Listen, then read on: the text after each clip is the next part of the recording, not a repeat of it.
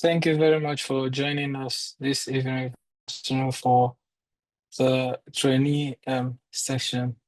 Um, this session will be chaired by me, Duamene Nyimanu. I'm a postdoc in KUMC, and Sri Chirakara. So pardon me if I didn't say your name correctly. Sorry. So I'm sorry that we're also starting a bit late because the other one ran over a bit.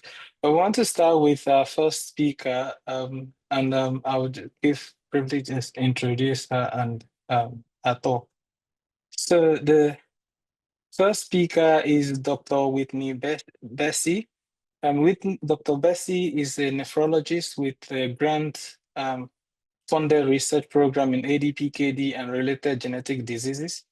With expertise in genetic testing and genetic analysis, Dr. Bessie has enrolled and exome sequenced a large cohort of genetically unsolved patients with isolated polycystic liver disease or mild ADPKD to contribute to the discovery and validation of cystic kidney and liver disease genes whose mutation affects polycystin 1 maturation in the endoplasmic reticulum.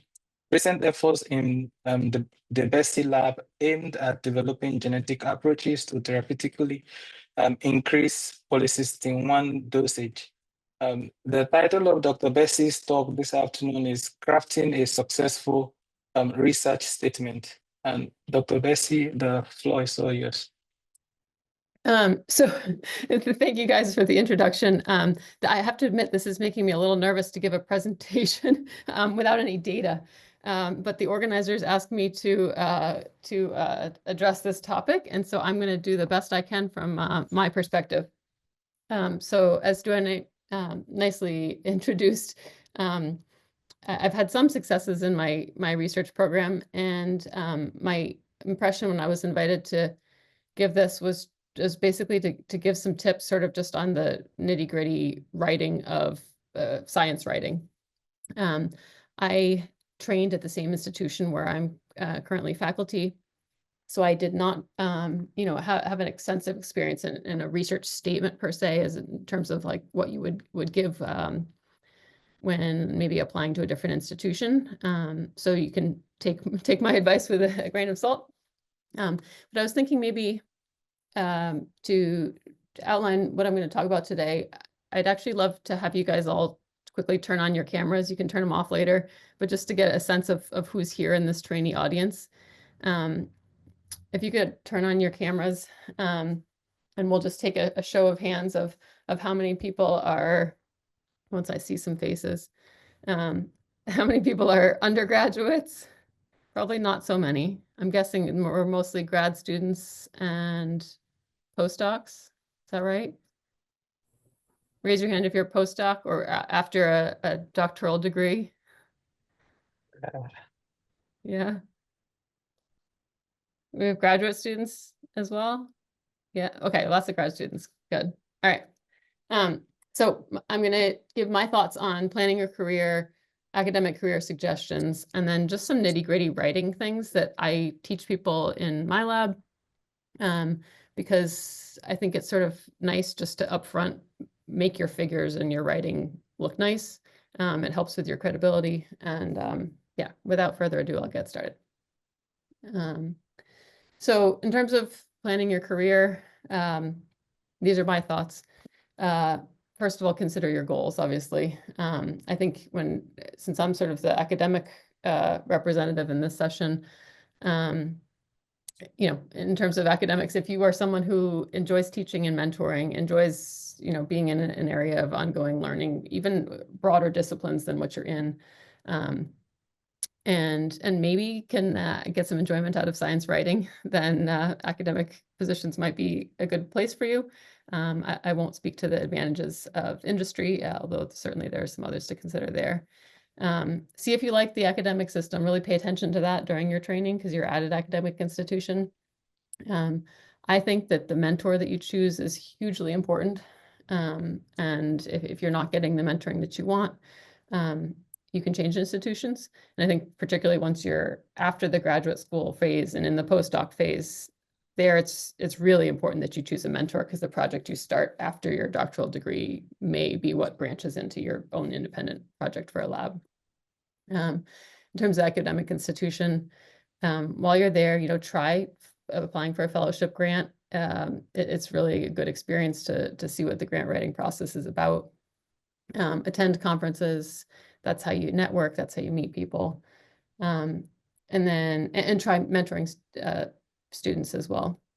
And then when it comes to mentor, some things I think are important are just that you enjoy being with that person, you communicate well with them, that you sense that they have some motivation for your success. And I think sometimes some of these are a little bit mutually exclusive because no one's perfect, but it's also, I think, valuable if that person that you are starting a project with after your doctoral degree has enough project bandwidth that when you pick a project and run with it, that it'll be able to become your project that you can take from them, it's not theirs. In terms of academic career suggestions, develop collaborations. So you're all junior. So when someone asks you, do you want to help me out with this? For the most part, say yes at this phase. There'll be other parts in your career where you can say no. But I say that because it's just helpful to develop collaborations, have people get to know you. That's how they, invite you to speak at a session like this so that others have name recognition, and it's all helpful in the academic landscape. Attend seminars. I always find meeting people face-to-face is helpful. And then start to develop an expertise that's unique from your mentor. And that is through meeting other people, reading other areas of research, learning new skills, new technologies. And then sort of my last points are a little bit just on spending the time to learn how to write the grants well so that you don't spend your time rewriting and resubmitting and so on. And do that with precision and maintaining your credibility. In terms of writing composition, I feel a little silly giving you these little nitty-gritty things, but I'll just tell you what I think is helpful. Make the statement really user-friendly. Use headings, subheadings, white space. Make the big picture clear, the innovation and significance. And then maybe without stating, I am in a unique position to do this proposed research, make them see that through what you've done before, through, by showing them that you're able to create a concrete data figure showing this type of thing in one model, that's why you're going to propose to do it here. Or that you're familiar with a certain technology or this or that. I think that it's really important in almost any science writing that you show some data that you've produced before, and that looks really nice, because that's really your credibility for someone believing that you're going to be able to do the new proposed experiments that you're going to do. I think sometimes, particularly if you're studying something that has a complicated pathway where this inhibits that, which activates this, which inhibits that, don't be afraid to just make a pretty diagram of that and put that as a figure 1 in your grant or your research statement. As someone who's now often getting asked to review things, it's sometimes really helpful on the same page to just have a visual if that's not the thing that I'm most familiar with. It's helpful for me to look at that when reviewing someone else's work.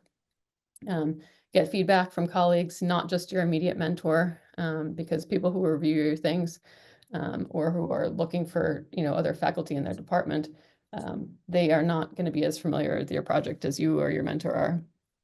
So I think it's really important to get feedback from others. Don't assume your audience knows your background. Like I said, don't make your reviewer do extra work. So don't say, we've shown this before, reference 1, and this, that.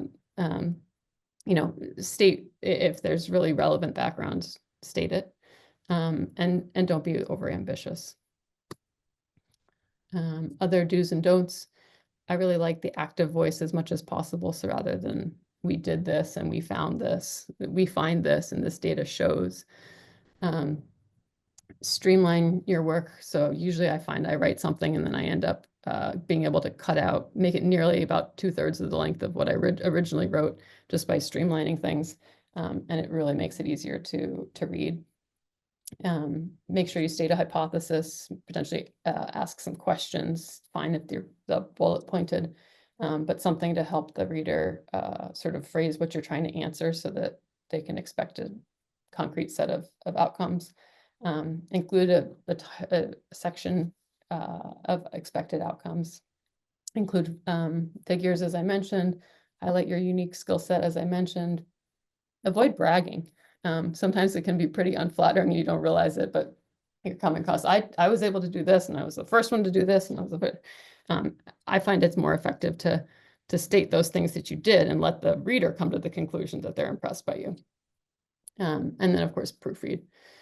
I find in terms of that streamlining of writing that it's helpful to try and force myself to not use parentheses.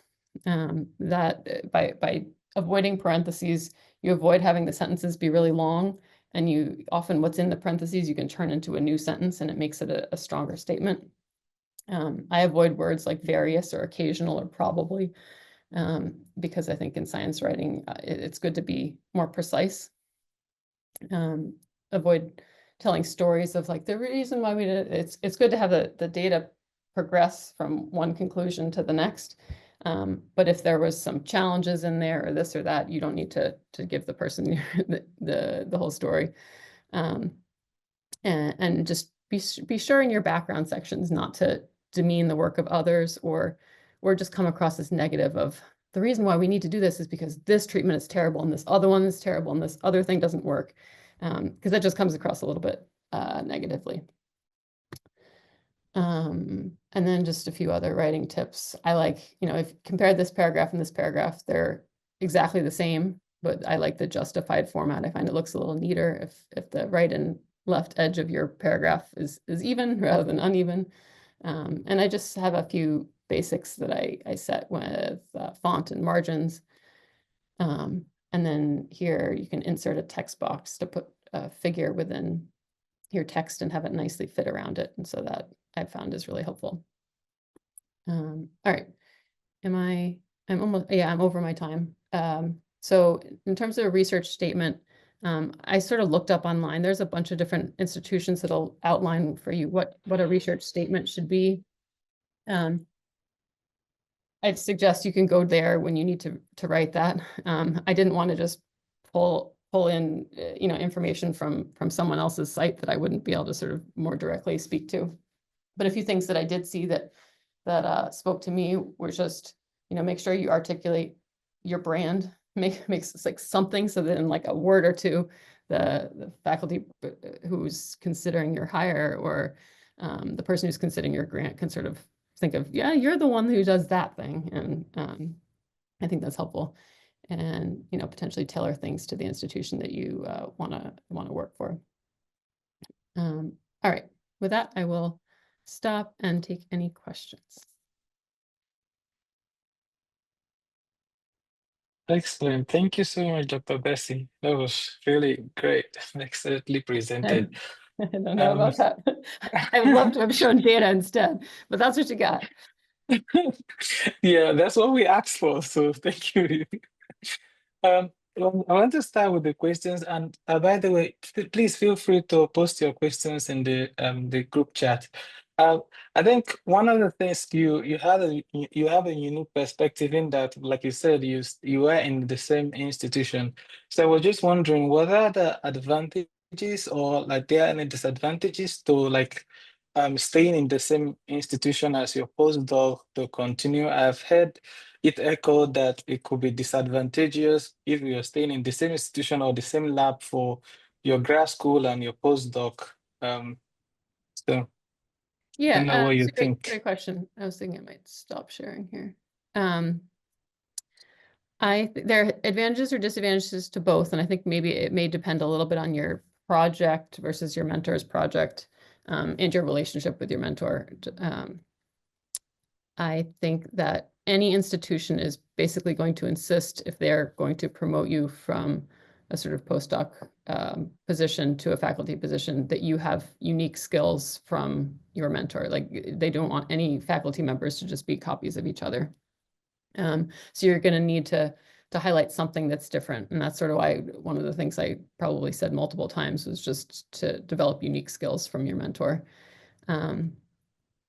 And so I think if your project allows you to do that in such a way that you feel like you have sort of a new direction that you can advertise to your institution as like, this is what's going to be my niche, then potentially it's great to stay. You know, in my case, I continue to share equipment with my mentor. So I didn't need to buy all of that. I didn't need to buy all new chemicals. I'll replace them when my lab uses up my fair share kind of thing. But it's very efficient that way.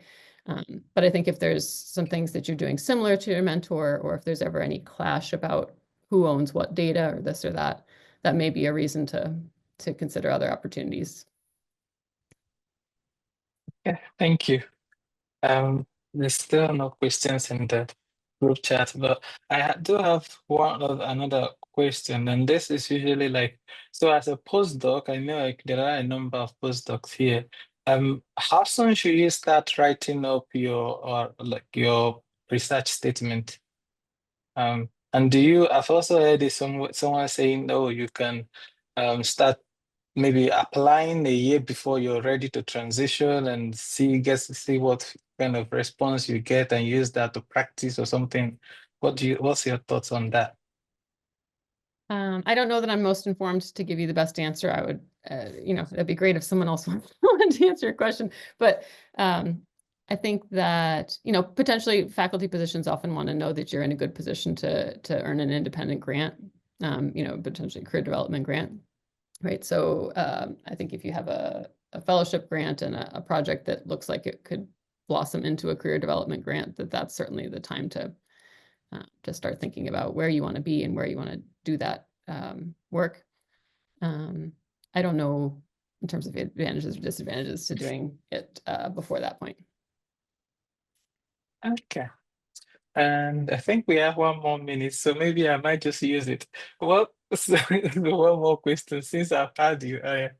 Um, I must say that I've really enjoyed the insights you provide, especially even from you were here with in KUMC last week. Oh, actually, okay, there's another question here. But so I really appreciate that you really go into depth with your answers. So maybe I'll just add this one and not pick up all the questions time. How do reviewers distinguish between naturally occurring language and AI generated language, given the influence of local dialects?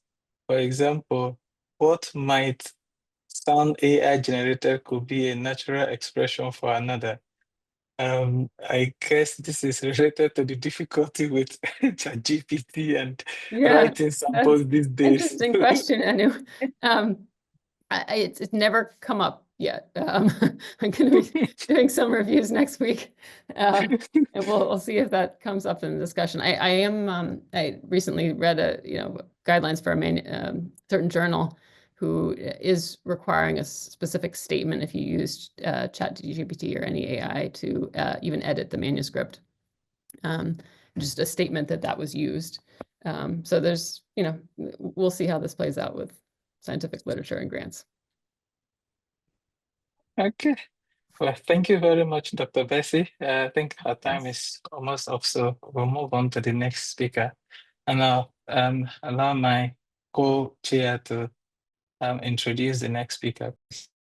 Thank you, Mane. So our second speaker is Dimitri Maxim. So he's a chief executive officer in Nephrogen. And Nephrogen, it's a seed stage biotech company in New York City developing curative gene therapies for kidney diseases. He completed his undergraduate and graduate research training at Stanford University in the Division of Nephrology under the co-mentorship of Vivek Bhalla, Avnesh Thakur, and Mark Kay. Dimitri was a summer student at the University of Maryland PKD RTCC. He has dedicated his career to curing PKD inspired by his family's 4-generation histories of the disease. And so I would welcome him to give a 10 minutes talk about this. So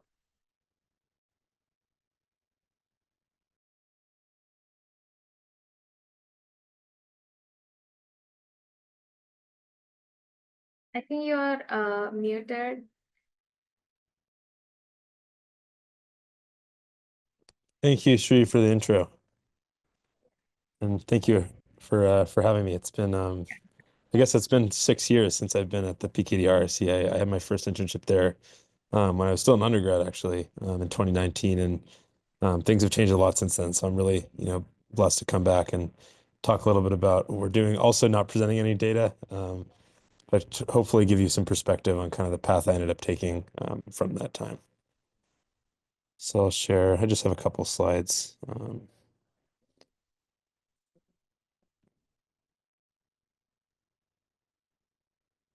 So I'll start maybe just give you an overview of my background. Then I have kind of a theme I want to get to later in the talk. But yes, I'm Dimitri. As Sri mentioned in the intro, I have kidney disease. So I grew up with PKD. My family's had it for a really long time, and so I kind of had a unique entry into the field because I knew that as soon as I knew I liked science, like this was, no better thing I would rather be doing.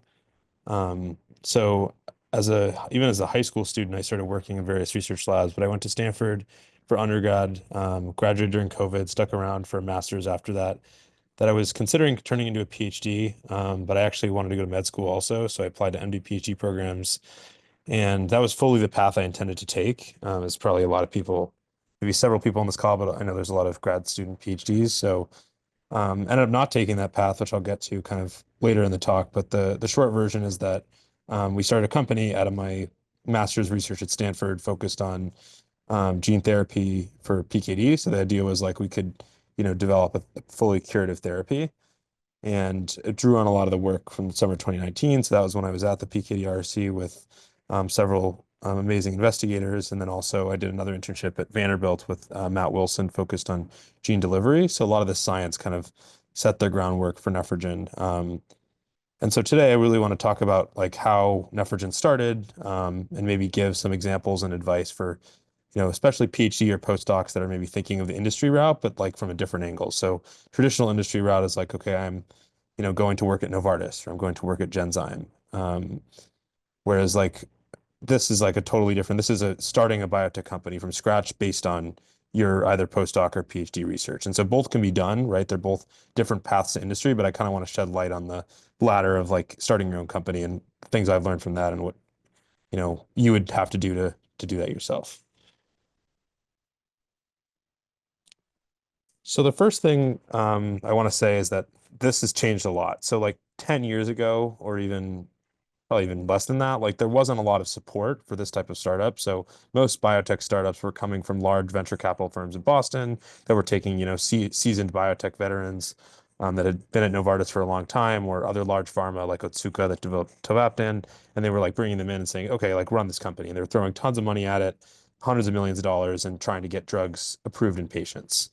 That's changed a lot. So now there's a lot of more earlier stage funding vehicles that invest less money. So for example, Curie Bio has a model where they invest like $6 to $8 million in upfront capital to kind of get you through preclinical testing. So that's designed to like say you're doing cancer and you have a small molecule that, slows tumor growth in mice, right? And you want to, apply that to humans someday, right? So they give kind of the bridge funding that's larger than an NIH grant or an R01, right? But gives you enough kind of runway and funding to support the science to get to a clinical trial. And also includes their regulatory work with the FDA and the other things that kind of go into making drugs. So it's a disclaimer, so Pillar VC is one of our investors. So they invested in Nephrogen at an early stage based on this thesis, right, of like funding founder-led companies. Nephrogen being a founder-led company, like I was the scientist that started the company. I wasn't an executive from a previous pharma company. So yeah, I just wanted to say that this has changed a lot, and this is now made possible because of these kind of early firms injecting capital into companies to make this a reality. And then a lot of people on this call, it sounds like, are research or academic based currently. So I do want to kind of talk in maybe academic terms before I pivot back to the industry stuff. So a lot of you maybe have written fellowship grants, so F30s, F31s, maybe the postdocs have written F32s. So your typical path, right, is, I mean, there's one step removed here, but you go from your F grant, then you have your K award, and then eventually, you're applying for R1s.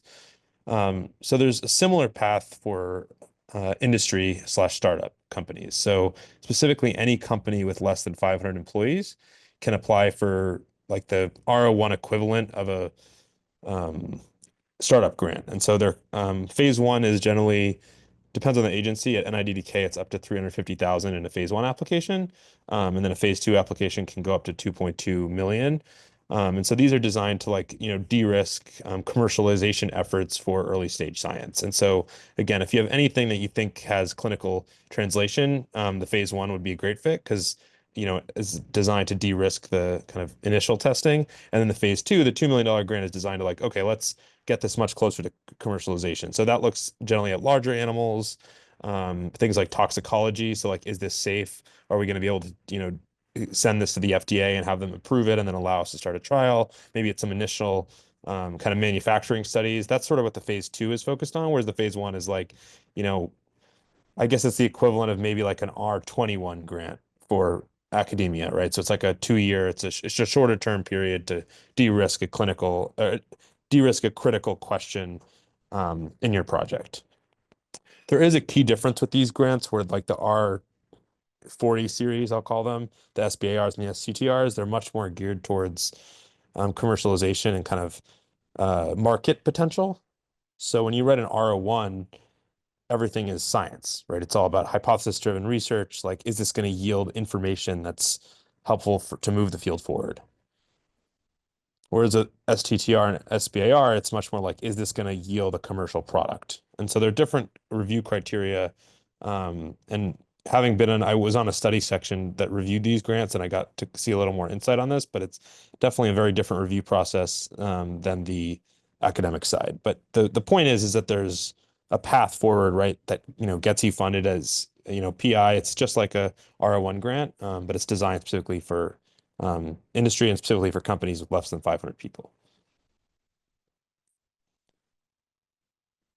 And so I want to spend the rest of the talk talking about how you do this, right? Because I touched on that it's possible, right? It's possible to start your own company. It's possible to, spin out. But I think there's a couple things that have to go right, and for it to work, and then for it also to make sense for your situation, right? Because I think as a grad student, there's a lot of different career paths you can take. The number one thing I would say for this is that you want to pick a problem that you're really passionate about. So if you went through your PhD and you really loved the science or something about it was like just you could see yourself like waking up every day and doing the rest of your life, right? Like it depends on what you study for PhD. Like one of our scientists that we've hired at Nephrogen, he worked like in a worm lab for his PhD, and then he was about to do a postdoc. And so he obviously didn't want to work with worms, at least in that specific lab, the rest of his life. So it was a very different scenario, right, than someone that's like truly, loves the work that they're doing. Because generally, I mean, there are small exceptions to this, but the company that you spin out from your PhD or postdoc has to be the work that you've been doing, right? That's the whole idea of like a founder-led company or founder-led biotech is like you're the founder, you're the scientist, but like it's your work, right? And you spend a lot of time on it and know it better than anyone else in the world. So you really want to go down this path only if it's like the only thing you want to be doing, because a startup is really hard. Like, and not that, going down the R1 project isn't also really competitive, but, the R grants from SBAR and STTR are also equally competitive. And then there's a whole other world of like investors and hiring and similar kind of challenges that if you're going to do it, it's important to pick something that you're really passionate about. So that's number one. And then, let's say, okay, you really like what you're doing, you want to spin this out, or you want to at least assess if it's a possibility. The next step is to talk with your tech transfer office. So each university does this differently. At Stanford, it's kind of set up that way because, they have all these tech companies like Google came out of Stanford master's program. So they kind of have an established process but the short version of this is that there's like licensing terms on the technology that they have probably filed already. So they filed patents based on the papers and publications that you did as a postdoc and grad student, and then those patents kind of form a lot of the base of the company. And so you want to figure out how you're going to access those patents and how they're going to license them to you, and make sure that the university, right, isn't already licensing it to another larger pharma company, because that might make it harder to spin out. And so I'm going to put my email up at the end, but I'm happy to talk to anyone about this process because depending on the university, it can be very easy or very hard. And it is also critical to kind of get right, on this path if you choose it.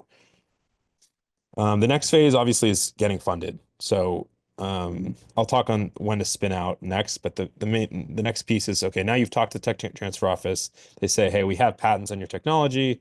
You can go start a company. And so you say, okay, well, now you have to get it funded. So like the way that we did this is we did a lot of SBIR grants. We've done pitch competitions where we've pitched to potential investors. And then there's also angel investors. So angel investors are like, wealthy individuals who can write individual checks into companies. So people like that have been personally affected by kidney disease, for example, would be a good fit for us or for whatever your specific PhD is in. That's kind of where you start. And then after you've gotten the SBIR pitch competitions, then you start pitching like from venture capitalists and pharma companies. But that's a whole different type of pitch and caliber of investor. So I always recommend just kind of starting with step 3.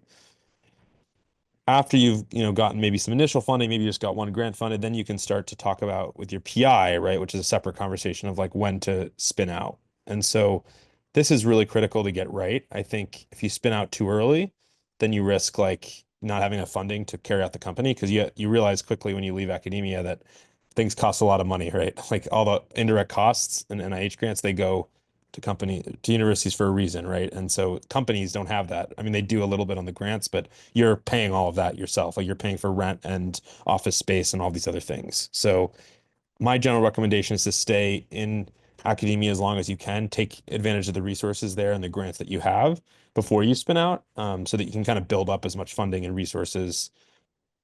So anyways, I think that's my timer to wrap up, but we're almost done. So anyways, that's the spin out step. Timing is really critical. I'm happy to answer that more in the Q&A. And then the last piece is the actual spin out. So then finding a lab space externally, moving there, maybe hiring employees, that's sort of the next step after the above. But the key with the external lab space is to try and find like a co-working space with other scientists. Like our current space is shared by, I think, 40 different companies. So we can walk down the hall and, get advice from another company. So it's still like in the early days feels like just an extension of an academic lab, just translational and, drug development focus as opposed to research questions. So yeah, with that, I'll wrap up and happy to take any questions. Thank you.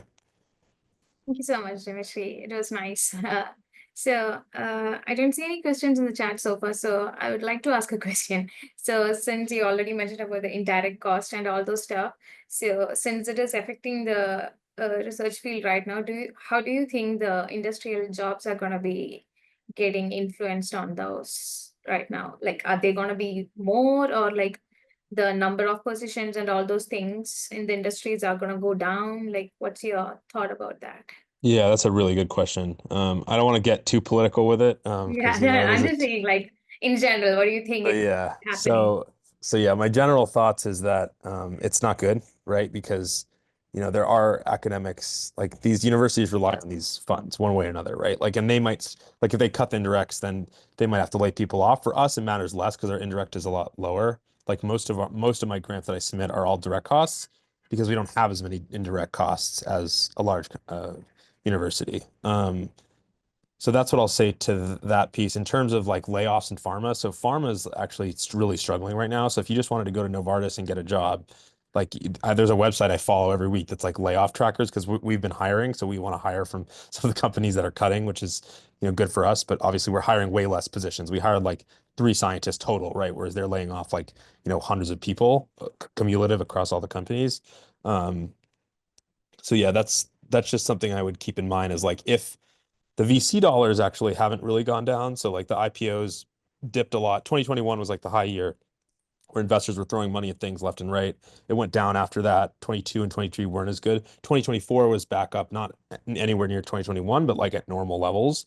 So funding for doing this type of startup is actually not terrible right now, but the jobs and the industry side aren't so good. And investors are expecting more and more data before they will, take even early stage bets, right? They want to see clinical data or they want to see large animal data instead of just mouse. But before you could raise on mouse data. So that's my longer way of saying it. But yeah, I think it'll trickle down. But again, if you want to do this, you want to do a company, I'm happy to chat more. And I think that path has not been closed by this indirect cost stuff.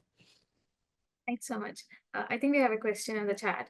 So George Church advocates for failing early to pivot efficiently. That's mostly possible in academia. However, in a high-risk startup environment, how can you pivot when your funding is tied up to a single idea?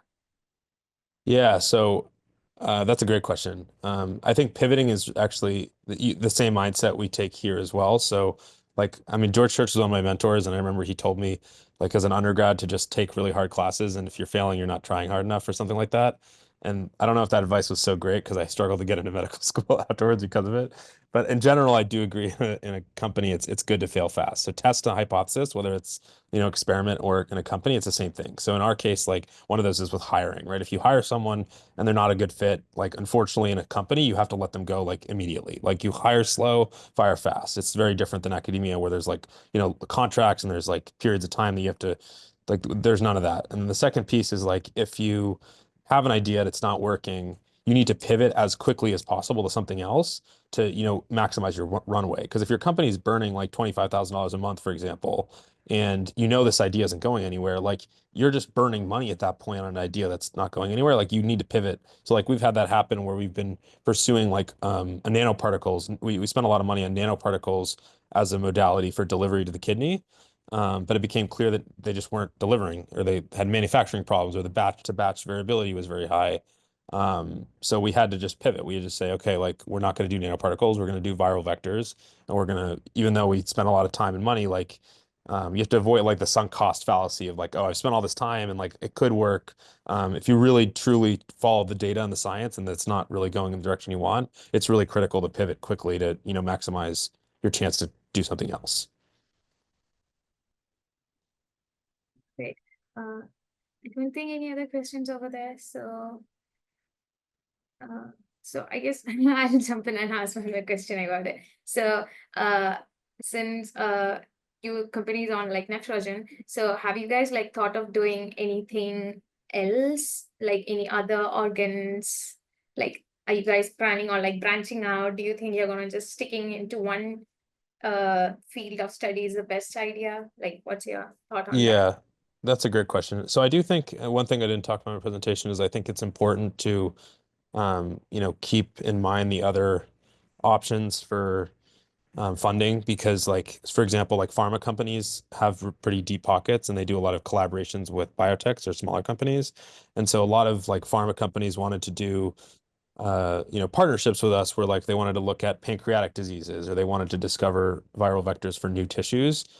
So we actually have a pancreas partnership now or like funding to look at, our platform technology using for pancreas, because it's kind of adjacent to kidney, right? Type 1, type 2 diabetes affects a lot of kidney patients, but it's not directly that. And so our goal with that is to, but the thing is, when you maximize those collaborations, the payment that they're giving you for that needs to be able to cover your main interests as well. It's because you're dedicating resources and effort to the pancreas, like, well, they need to pay you X million more, 100,000 more to like cover your main program. So I think that was advice that was given to me by a founder who'd done these deals before. And so you want to pick numbers when you're planning out your funding that, don't distract you. They just add to what you're doing and help you get money. And I think that's definitely important to keep in mind in the industry. Thank you so much. Thank you so much, Dimitri. And so I guess we'll go to the third speaker now then. Thank you.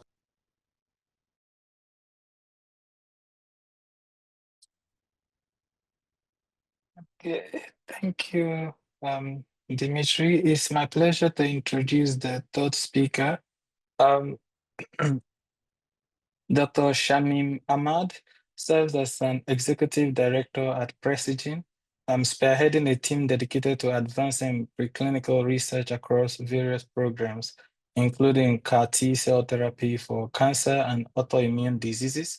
With a robust background in immunology research, Dr. Ahmad has led has held roles at Kite Pharma, Sutro Biopharma, 5 Prime Therapeutics, Augusta University Cancer Center, the Children's Hospital of Philadelphia, UPenn, and and Tulane University. Dr. Ahmad's academic credentials include a PhD in life sciences with specialization in immunology, complemented by a strong foundation in biotechnology. Dr. Ahmad will be speaking on transitioning from PhD and postdoc to a research career in industry. Timing is everything, choosing between academia and industry careers. Welcome, Dr. Samim, and the floor is yours. Thank you, Raymond. Thank you for the introduction. Can you guys hear me well? Okay, great. I don't have a slide, but I was thinking more to have it informal discussion because it's an important topic that how to choose your career. And I will share my experience a little bit about my background and experience and what made me to shift to industry from the academia. And then I will open for the open discussion because it's important to understand what is your decision to, like, what drive you to stay in academia or to go in industry. I think we had a chat, we had a discussion from presentation from Whitney and Dimitri, and they explained very well about two different aspects. But going back to my career, I landed in the United States in 2008 after my PhD back in India, and I started my career in academia. And I would say that I thoroughly enjoyed my stay back in academia and published lots of paper. And I'm still cherishing all the achievements I had during my academic sessions, academic career. But the important part is the later stage of academia, when you opt to be independent, then there is a challenge that I was facing at this point is unsuccessful application of grants that I was not able to get any grants at that point. And if you can see my introduction also, there are several postdocs, and it took some time for me to make a decision from shifting from academia to industry. And that is a very important that we are going to talk today, that what we got from academia, my 2 cents from academia is if you are highly passionate about the deep scientific research, I would go for 1 to 2 years back in academic research to understand what you are trying to get there. And there are several resources now, writing grants and all those things you can get from there.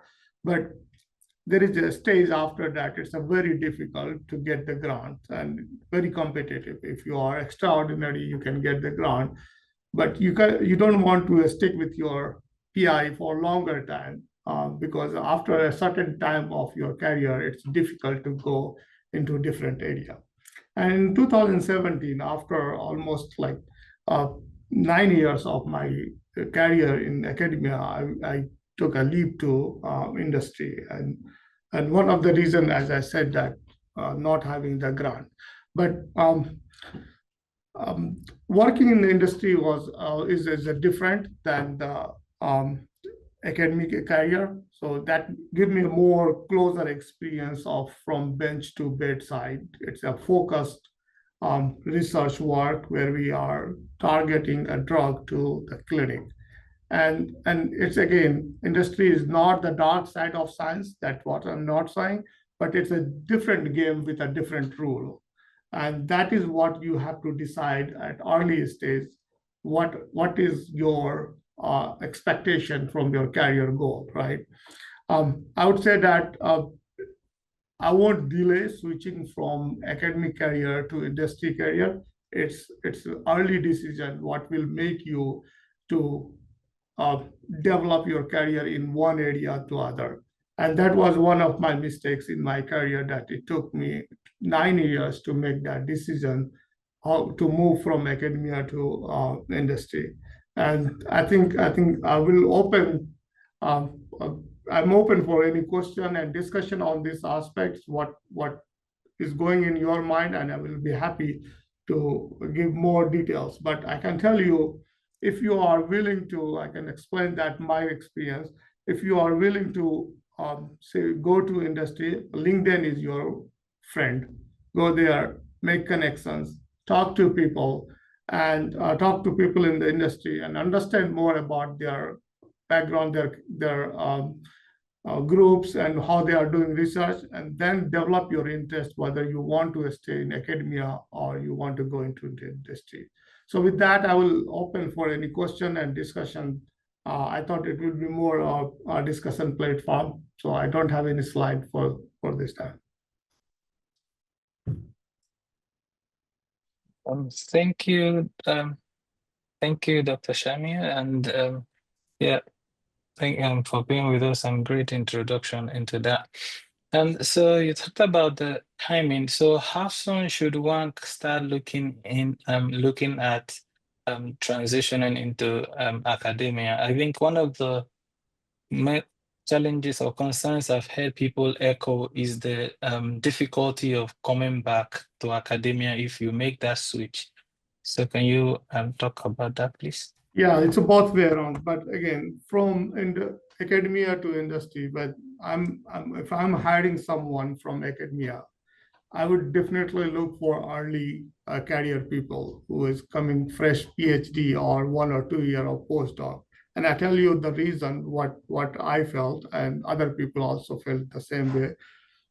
After staying longer in academia, the mindset is different because people get attached to their projects and they love it. But in industry, it's a different. We make a go no go decision based on if the drug is good for the patient. If it is developing a drug, if not good for the patient, we make a no go decision.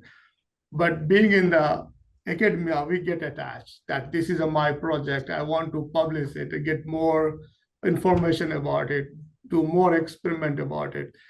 As you get more and more experience in academia, it's very difficult to adjust yourself into the industry. So early decision is important. 1 or 2 years of postdoc, I would move to industry. If you feel that you cannot pursue in academia, that is the best time to move to industry. Hi, Okay. hi, Mani. Can I ask a question? Yeah. Thank you, Dr. Ahmed. I think you gave some very valuable insights, and I agree. Like nowadays, securing a funding, it's like very challenging and competitive. So obviously, that's why people are like more inclined towards industry. So as you mentioned about this LinkedIn, so I wanted to ask, like, what are the when it comes to a LinkedIn profile, what is a recruiter looking at? Apart from experiences is there, skills is there, publications is there. So what is other things which should be included in the LinkedIn profile? So it's a very important question. Thank you. I can tell you one thing. This is your career, right? If you are in the research is only not the way to go further in your career. You can go for project management, you can go for different other area after doing early research. There are different areas. So your interest is important, and you have to make your profile according to that interest. If you fill your profile with hundreds of things, I will get confused what is your focus, what is your goal, where are you directing yourself, because you have this. Oh, I have 5 different things in my this is too much, right? So when I'm looking, I get more that this person is more confused between 5 different things. It's not focused in one thing. So if I'm looking from industry side, I would look for a person who is very focused in their particular area. And that is what I would make a LinkedIn profile based on. Thank you so much. It was very helpful. Thank you. And I can tell you honestly, we get like for a position, we get hundreds of applications, right? And some of the applications, they have a resume of 10 pages, 5 pages. I don't have time to look 5 pages, 10 pages resume. If you write 2 pages of resume and focus on what we are looking on, you get more visuality. And that is what I would do in LinkedIn profile as well. Thank you. That was a good question. Yeah, it's a 2-page resume means we can't put all our publications there, I guess. So. That's correct. Yeah. Thank you. Thank you. Thank you so much. In the Please, if you feel free to type your post. Oh yeah, there's a question here in the group chat that says, "What is the expected career plan or path when going into industry? What is your biggest regret, and what advice can you give out of that?" Yeah, career path when going into the industry, so I can tell you this is my experience. Based on my experience, I'll give you the second answer first. Second question answer first. My regret is I spent lots of time in academia, 9 years, and then I realized this is not my place. I was passionate about research. I published a few good journals as well, but it took me 9 years to make that decision to go industry, and it was too late. If I had that early, I have seen some people join industry just after PhD, and they are really, really successful. And successful is there is a different level of promotions and everything. So I'm executive director, but my promotion, my career was faster than a few people in the industry. But in general, there are very good growth in industry. If you go there, I would definitely, if you are in research, definitely go for PhD, and that give you a very good experience of exploring things. It's not just doing research, doing work. It's the mind, how you are applying for research is important, right? So that is the early career where you make yourself flexible for different kind of things, right? You get negative result, you get positive result, you push yourself in a different direction, you find something. So flexibility comes from there. And then I would move to industry if you are thinking to move to industry. But career path is very clean. There are people go as a senior scientist, then it goes until vice president of research. So there are different level. And if you do very well, there are scientists in my group, they get like every other year, second year, third year promotion to next level, right? So it depends on what is your career goal, where you want to go. Some people come and do their work and they don't care about career goal, that is fine. But some people want to grow again fast, bigger and bigger. So they have their good career goals. They do that kind of work together to get there.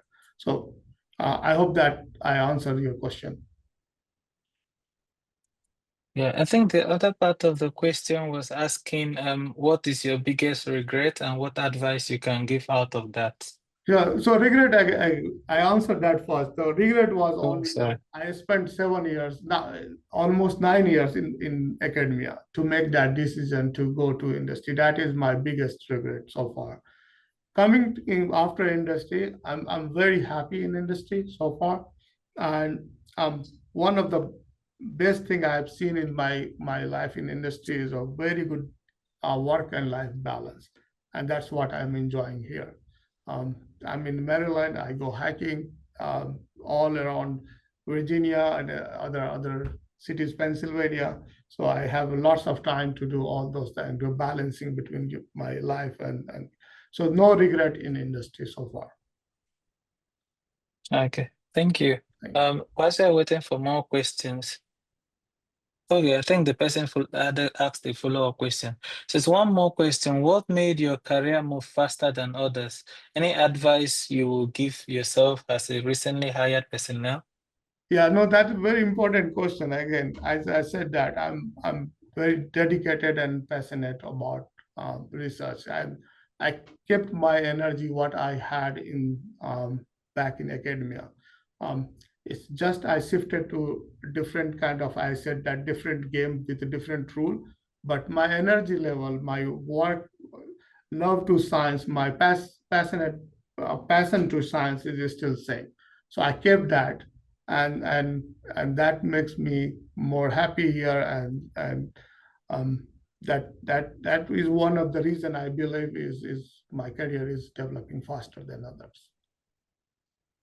I think we have a question. So In your experience, what types of research skills from academia are highly transferable to industry and which might need to be adapted or learned anew? Anything you do in the academia is very important in industry. And I think Abida had that question, and I'm trying to focus that again. If you have 10 different skills, which one you like most? Try to focus in that area. Because when I was in academia, I used to do molecular biology, immunology, everything, right? All project is yours. But when you go in industry, there is a separate department, molecular biology, biochemistry, immunology, research, preclinical research. There are separate departments. Where do you want to land? Which part you like most? Molecular biology? Then go there. Use that profile to cash yourself in industry and go in that area. It's not that this job is more there and I want to go there and get the job, then you won't enjoy there. It's your career. You have to decide what you enjoy in the lab, and you want to go in that direction. That's what you would like to do. Okay.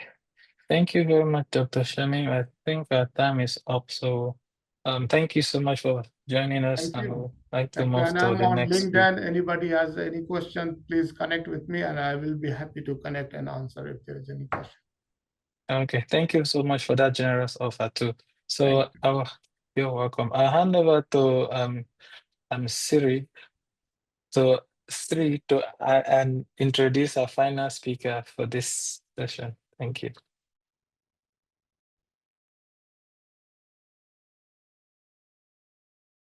You are muted. You're muted. Good evening, good afternoon, everyone. Can you hear me? Can you hear me now? Yeah, I Yes. can hear you. Okay, sorry. So our speaker for today is Sibyl Pinto. I'm sorry if I pronounce your name wrong. So she's a Senior Director, Medical Strategy, Global Medical Affair at Otsuka Pharmaceuticals.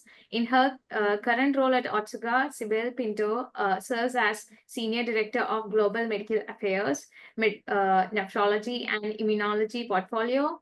Prior to joining Otsuka, Sibyl completed her BS in Pharmacy at the Federal University of Brazil, Sierra, PhD in Pharmacology and Toxicology at the University of Kansas, and postdoctoral fellow at the University of Kansas Medical Center, Jarrett Gratham Kidney Institute. During her academic and medical affairs career, she focused on understanding and finding novel treatments for rare kidney diseases such as ADPKD and IgAN. And title of her talk is Building a Career in Medical Affairs, and Dr. Pinto, the floor is yours. Thank you. Can I share my desktop Yes. Yes. for the presentation? Okay, just give me a minute. Can you guys see my desktop? I'm gonna put in presenter mode just a second. First of all, it's so good to see so many familiar names that I've seen before and worked with. I'm just gonna transition here my presentation mode. Can you guys see my desktop? Stupid. I have two screens. Just hold on a second. I'm gonna switch my screens. Okay. And, okay, I feel like in the Oscars, so my time is eating up. No, I haven't started it. You're okay. How about now? You guys can see it? Yes. Perfect. Again, I've worked with many of you. I've seen the names, the familiar names and familiar face, so I appreciate the invitation. Contrary to the previous presenter, I actually had a late transition, not contrary, similar to him, transitioning into medical affairs, and quite a serendipitous one. It was not something that I was in my cards. It was not something that I was intended to be, but because I followed science, it made sense for me to transition into medical affairs. I've been with Otsuka for 12 years now, but prior to that, I did the longest postdoc in history, 7 years, but that has to do with some of the immigration status. Some of us are from different countries as we wait for work visas and for green cards, and a lot of this has to be taken into consideration when you're trying to transition into industry and aligning this with your current immigration status. So this is just a little overview of my career, I did put also a link here I can put on the chat. I recently was interviewed by Women Latinas in STEM, really kind of reflecting of my career. And contrary to academia and industry, you have to have a little tech for bragging because it's a competitive, and you have to do that in a tactful way, but you really need to have a lot of business acumen. You can see here, I spent quite a bit of time in academia and built quite a resume in science. And I was been told that going to industry was joining the dark side. And I hope if at the end of this, I can show to you that it's not. It's actually a way to take your science to the next level and a way to actually be closer to the patient and actually a way to bring transformative therapies and bring from bench to bedside truly what you are doing on your academic life. I actually started with a high interest in signaling transduction. I was a purist pharmacology and spent a lot of my time working on adenylyl cyclases, but really never thought that I could translate this into a disease. I was very almost heads down into the structure of all those receptors of the signaling molecules and wrote a thesis looking at the effect of how can you target adenylyl cyclases. Well, at the same time, a brilliant man in the University of Kansas was looking at ADPKD and the cyst fluid and saw that, you know, there's a molecule like phoscolin in their cyst fluid. And he saw my thesis defense and he actually came to my thesis defense and changed my mind and said, why don't you do more applied science? So I joined the University of Kansas and did a postdoctoral fellowship. And part of it was to align with what the institution was doing and the expertise of the institution, but bring a different point of view. And the first speaker said that was very impactful. Try to find your niche outside your mentor, but also build on the legacy of your lab. So I spent a lot of time looking at the effect of cyclic AMP in ADPKD. At the same time, a company named Otsuka that I work for now was developing a therapy for ADPKD based on the blocking of vasopressin. So we did a lot of work on tavapadon. Actually, I followed tavapadon 17 years of my career, truly from mice and cell work to now the first and only therapy for ADPKD. But one of the things that I always kept up with was my resume. And even though I didn't have industry on my foresight, I kept my LinkedIn update. I had keywords like vasopressin, tavapadon, ADPKD, cyclic AMP. And fortunately for me, a headhunter was just doing a blank search on vasopressin as Otsuka was trying to build their medical affairs teams for tavapadon and found me. And why I say this is important because it's very hard to break into industry on it because you're going to hear what? Overqualified, underexperienced, especially some of us with 7-year postdocs, 9-year postdoc. So I find a lot of rejection, which can be really difficult in the beginning of your career when you're trying to do a transition or look towards next. But some companies now find your skill set as your experience because they were launching a drug in ADPKD, and I had years of experience in ADPKD, also had a lot of relationship, what we call key opinion leaders. I was able to leverage my experience and my scientific expertise as the skill set that they're looking at. So even though as you join pharma, you have to be academically flexible, programs stop and you change. And as you entering point, leveraging your unique expertise seems to be, for me, the most effective way, especially if you are going into medical affairs. So with that, I just kind of want to transition. What is medical affairs? Within industry, there are many jobs one can take, but for me, particularly medical affairs, felt very attractive because I was still close to the science. I was still generating evidence in a different way now in the clinical trial realm of things. And then I could influence with the voice of science how a launch of a drug could happen. So medical affairs has evolved throughout the years, and I got this through the one of the websites that I'm going to give you as a resource, and you can see here it's called MAPS. It's an association that really helps you understand what a skill medical affairs are taking, help you evolve your skills, and I continue to do this. I've had several jobs in medical affairs. I started as a field medical affairs, which is probably most of you are familiar with, medical science liaison.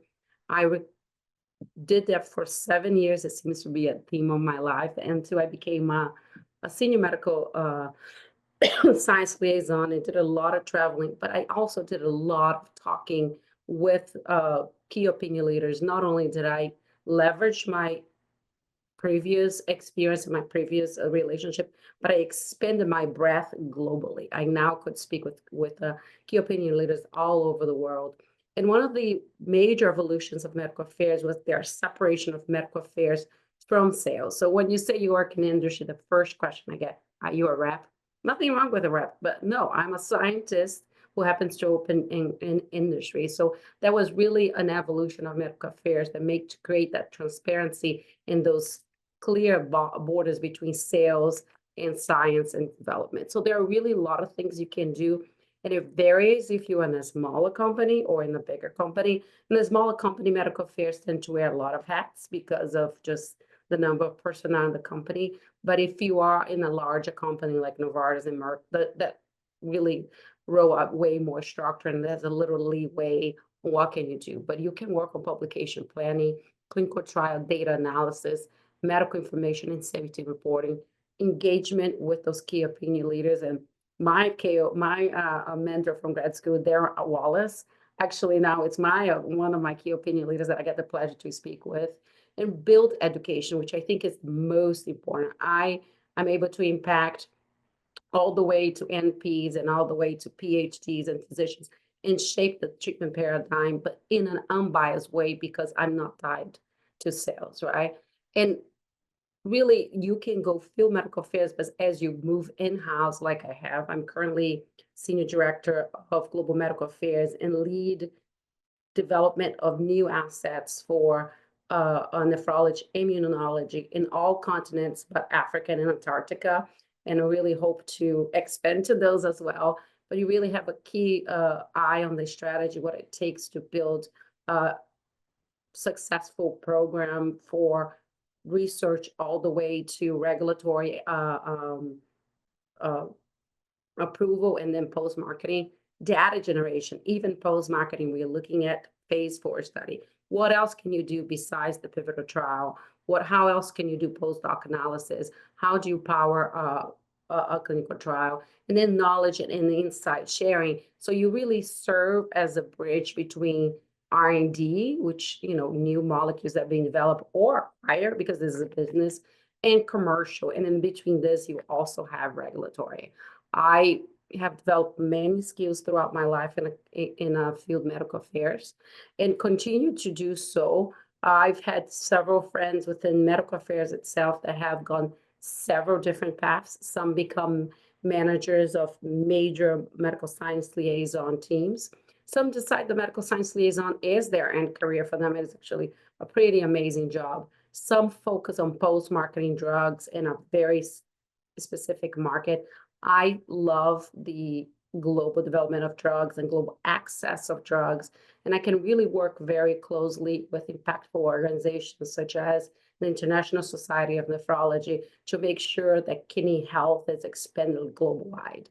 So I really invite you guys to look at this resource here. It's maps. I don't know if my colleague Molly Jason is on the line. She's a very successful medical science liaison and an amazing ambassador for this association.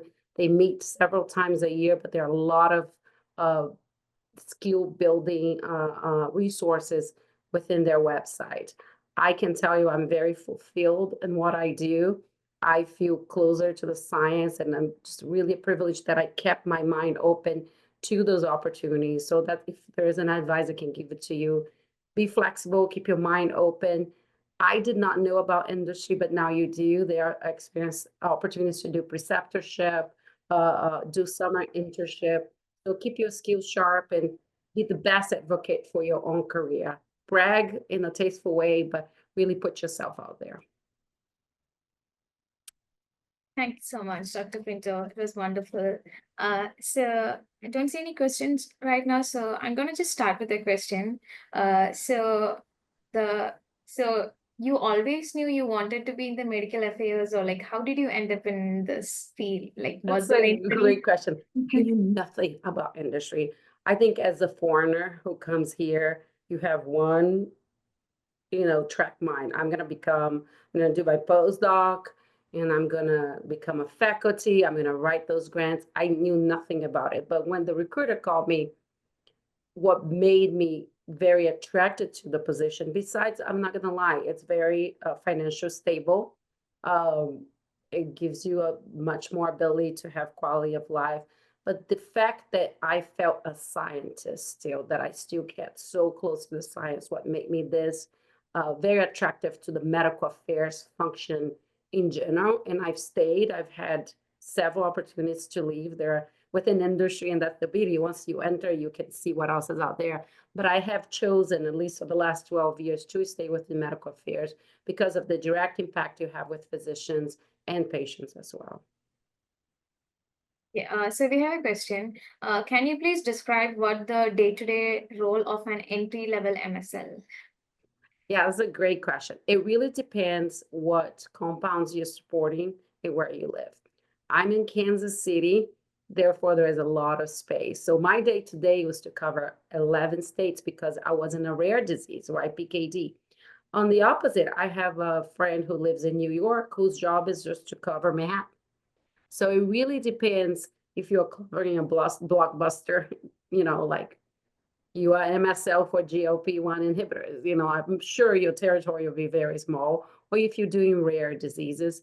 And the beauty of it, at least for me, there is not such a thing like what does a day-to-day look like. You are the manager of your territory, and you are seen as a independent person that you do have metrics to follow depending from company to company, but how you build your day it's really up to you. And that's something that was very attractive to me. At the time, I had a 5-year-old. It allowed me for flexibility. It also allowed me to say, no, I'm not going to take this call at 4:00 because that's the time I pick up my kid from school. That was such a foreign concept for me, and that I'm on vacation. So those boundaries were something that was very attractive to me as well. Thanks so much. Okay. So we have one more question. What do you look for on the CVs of an applicant, or is the normal 2-page CVs okay? See, like I have not hired for the MSL position, but I've hired on my internal position. I rely heavily on the interview. The first scrub is based on some keywords, unfortunately, because you don't have time.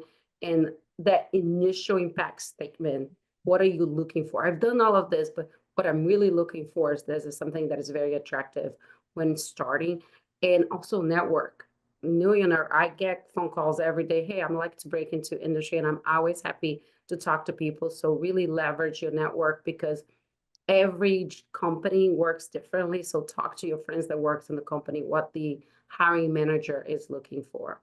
And then highlight your skill set or your scientific expertise that align with that specific position. Because every time IMSL team is expanding for a certain therapeutic area. Thank you. Nephrology has never been so much boom in new discoveries. I think we went from just having ACE and ARBs for the longest times to now a numerous drugs. So there are a lot of jobs out there. And like the previous speaker, more than happy to talk when I have a better voice. I've been sick for like a week now. Sorry. Thank you.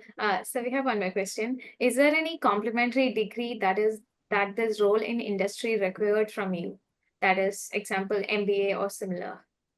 No, but it depends where you want it to go to, right? Like the entry level job has to be a D degree, a PhD, a PharmD, an MD, and sometimes they do have RNs and NP. Like I've contemplating going to business development, and therefore having an MBA would have been good to me. I wouldn't invest in a second degree now. Get the job and let them pay for your tuition, because a lot of those companies do have incentives. I've done certifications within my job based on my own career development that my company has supported. I've done, certification in clinical trials, which was a new skill for me. I've done certification in DI in clinical trials. I've done certifications on data analysis. This again up to me and the company to invest in me. Thank you so Thank much. you so much. Yeah, thank you, Dr. Pindo, and thank you everyone for joining the session.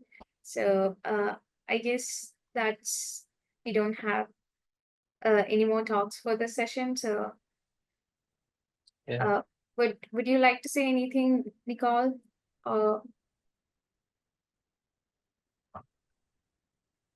No, but thank you. Thank you all for just joining. It's been a great talk.